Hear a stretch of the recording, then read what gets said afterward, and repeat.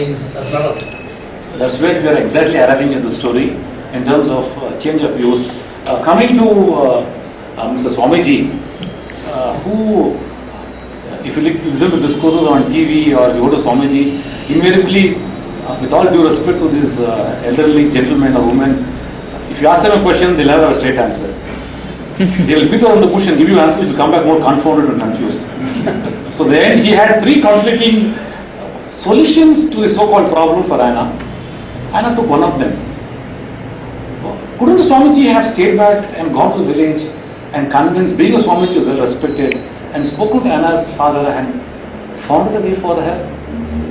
Wasn't it wrong on him to leave the Anna in this deep, dark, lonely forest and go away, saying, find your own path?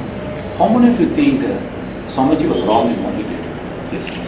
I feel Swamiji could have done a lot better than what he actually did. He could have given her a choice that you can give your gold, because that was the option, right? No, that is gold. She had brought her jewellery. That's what No. She dropped it. She ran away. But he could have done much better. He could have asked her to maybe choose her own path. Okay, he says you could ask her to choose her own path, and Swamiji, being Swamiji, is all from the ways of the world. This is what they can do. He did it, and the young man here says, how can this Swamiji do this? I don't like this attitude. And Swamiji is the one who was supposed to give us decisions. He did not give a decision. Krishnamurti sir. I agree, Swamiji is certainly wrong. We cannot be called Swamiji. He has no solutions. He asked her to do the same thing which she did not want to do.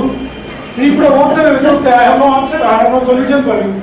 Doing like this, he has belittled his name. He is not Swami.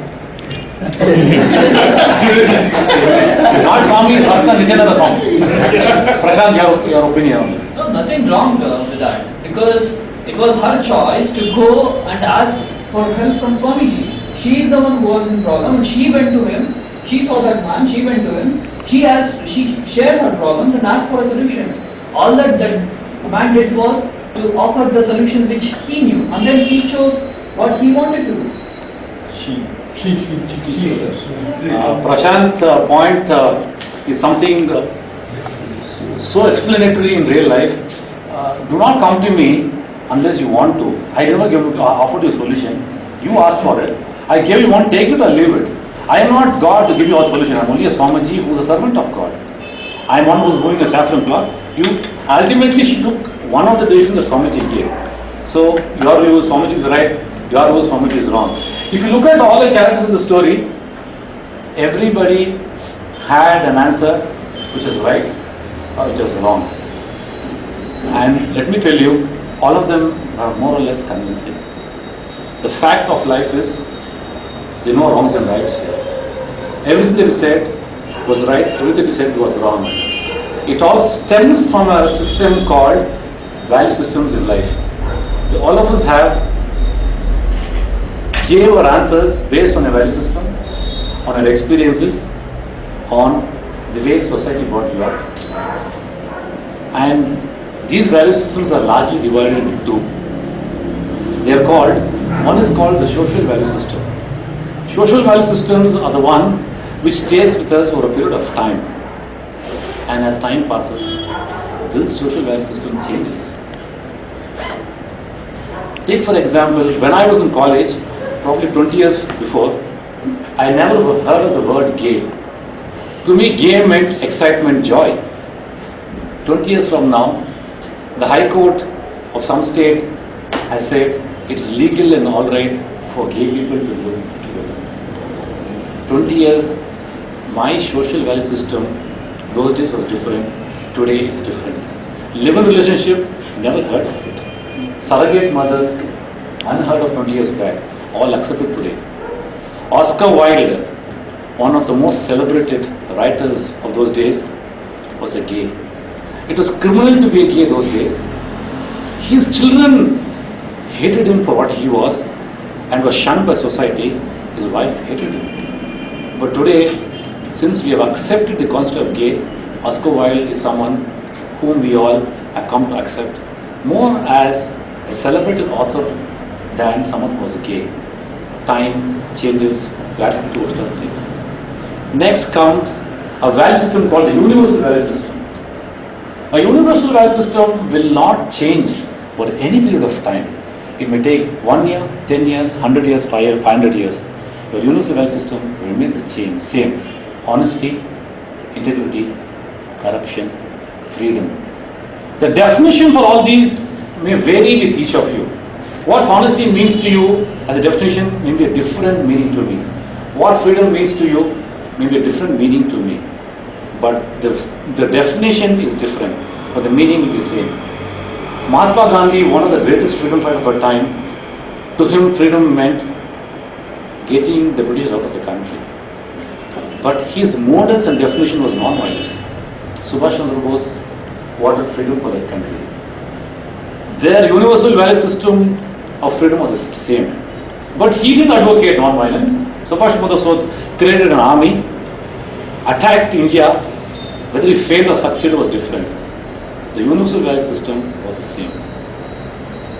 Universal value system is something that we associate ourselves with life. Social value system is something that changes over a period of time. The question that I leave to Toastmasters is, what are your value systems? Social and universal. Do they change over a period of time?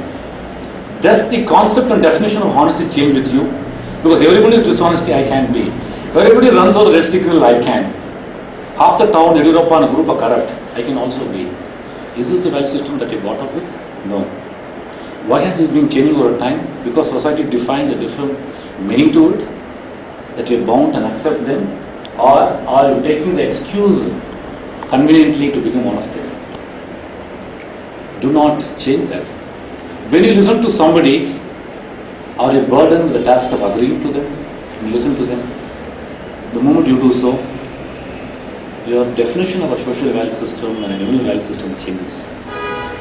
Define your value systems and watch the world and you become a different, meaningful, wonderful place. Thank you. Excuse me, just one minute. I have a question. See, there's social value systems and the universal value systems. Sometimes, from your own statement, they are conflicting, and there is a very thin line that defines one from the other. Say, for example, you said the freedom. 10 years back, freedom of a man to choose his wife and live with her is freedom. Today, the same freedom for that man means living with a woman without getting married. So there again, the word is the same, freedom, but the concepts are different. So Ram Gopal, the definition can change. You are talking about social value system.